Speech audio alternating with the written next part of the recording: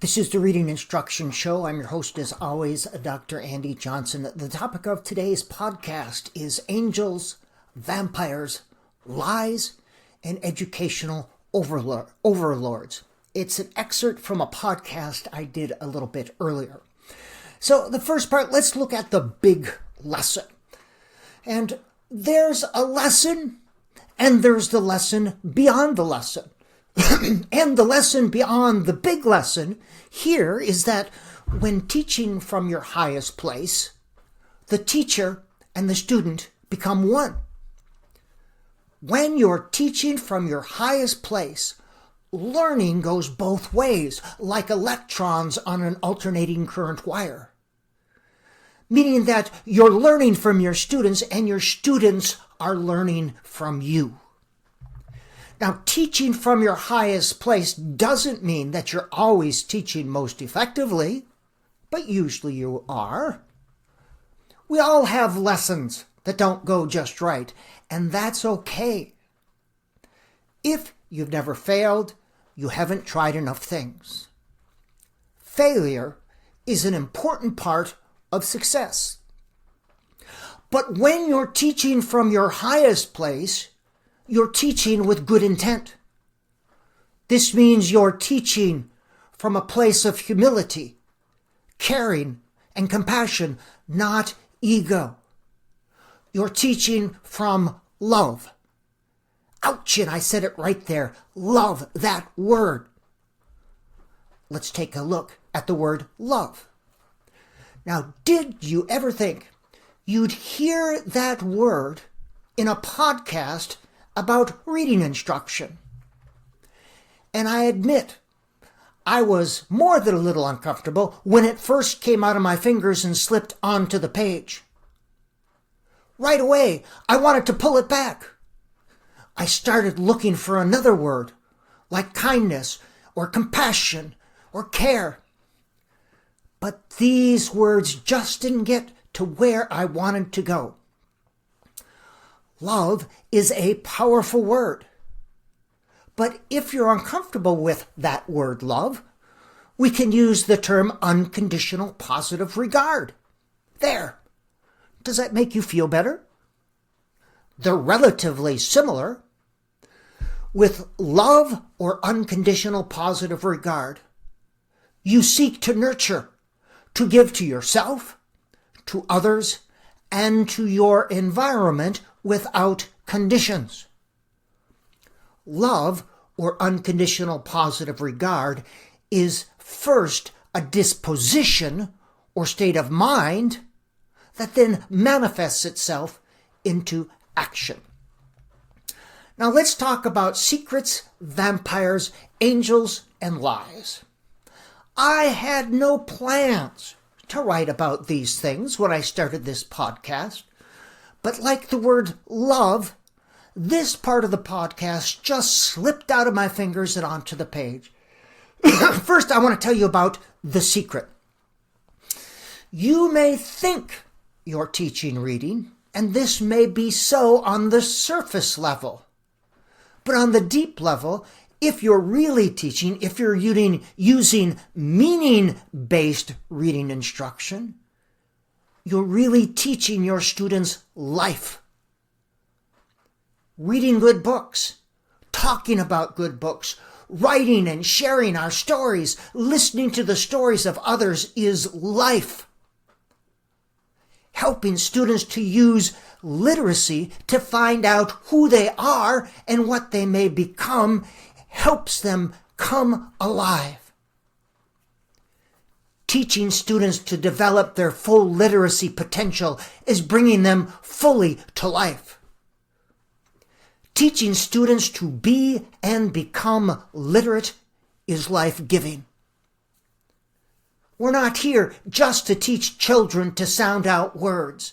That would not be life-giving. We're here to help children be and become literate. And to be and become literate is to use reading and writing for authentic purposes. Don't let the phonics penguins, the number monkeys, and the educational overlords distract you from this. And let's talk about vampires. Vampires are real. Yes, they are. They seek to suck the life out of us.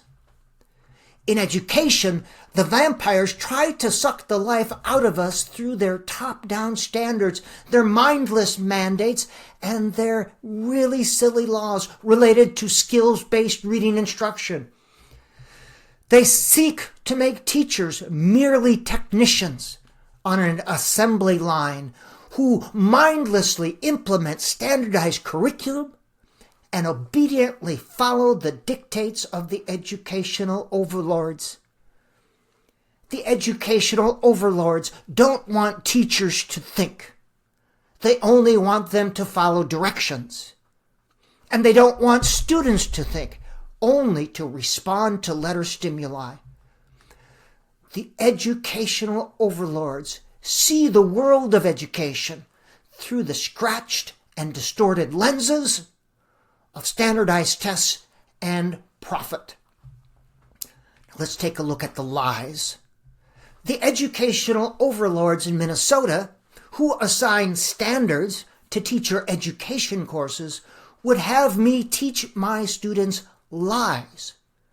For example, they want me to teach my students, quote, the ways in which reading achievement is related to phonological and phonemic awareness, including the ability to recognize word boundaries, to rhyme and to blend, segment, substitute, and delete sounds in words. And to teach this would be a lie. These people of the lie are asking me to lie to my students, to teach them the lie. Yes, there is a correlation between phonological awareness, of which phonemic awareness is a subset, and reading achievement. They correlate, or they appear together. That does not mean that one thing causes another thing. Correlation does not infer causation. Phonological and phonemic awareness do not cause reading achievement. Now, if you were to spend a lot of time teaching phonological and phonemic awareness, yes, students will score higher on tests of phonological and phonemic awareness. Absolutely. But would the results be persistent, meaning would they last? And more importantly, would the skills transfer to authentic reading situations in which students were asked to create meaning with print? That's what reading is, creating meaning. Both the National Reading Panel and I would say no. And would teaching these things be more effective than reading a lot of good books, writing our stories, and learning skills within this context? And again, there's a good chunk of research that says no. Now, I'm not saying that you shouldn't teach these things to your students if you're a reading teacher. I don't want anyone to pull this out of context, but they will. These are important but small parts of early literacy instruction. The problem is that the overemphasis on these small parts gets students focusing on small parts, which is individual words, instead of the big parts, which is meaning and ideas. And besides, we never encounter individual words floating in space outside a meaningful context. We always see them in the context of something. Even words on signs and labels are in the context of a place or a product. And context is an important part of recognizing words and creating meaning. Here's another lie the state of Minnesota wants me to teach my students. Quote, the instructional progression of phonological awareness. For example, words, syllabi, onsets and rhymes, and phonemes.